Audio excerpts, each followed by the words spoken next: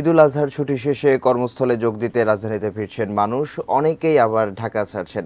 রাজধানীর সায়দাবাদ থেকে এ বিষয়ে সরাসরি জানাবেন সহকর্মী রবিউল ইসলাম রবি। রবি, কর্মস্থলমুখী যাত্রীদের চাপ কেমন দেখতে পাচ্ছেন? ধন্যবাদ মাহাতির। আমি এই মুহূর্তে আছি সায়দাবাদ বাস টার্মিনালে। মূলত আজকে থেকে শুরু হলো সরকারি কর্মকর্তা কর্মচারীদের অফিস।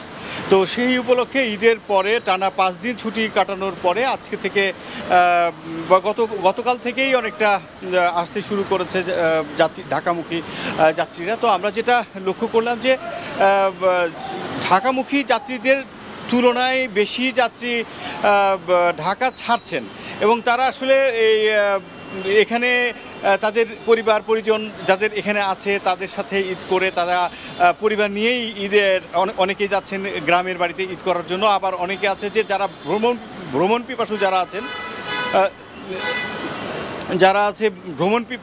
যারা আছেন তো তাদেরকে নিয়ে তারা মূলত যাচ্ছেন হচ্ছে বিভিন্ন কক্সবাজার বা বিভিন্ন রংপুর, দিনাজপুর, তারপরে হচ্ছে গিয়ে এদিকে আপনার বিভিন্ন পর্যটন কেন্দ্রগুলোতে যাচ্ছেন।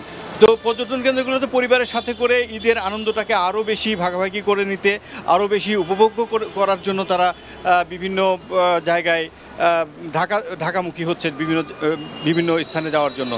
তো আসলে আমরা সর্বোপরি যেটা আমরা দেখতে পেলাম যে সকাল থেকে এই পর্যন্ত যেই পরিমাণ যাত্রী ঢাকায় প্রবেশ করছে তার চেয়ে অধিক যাত্রী ঢাকা ছাড়ছেন।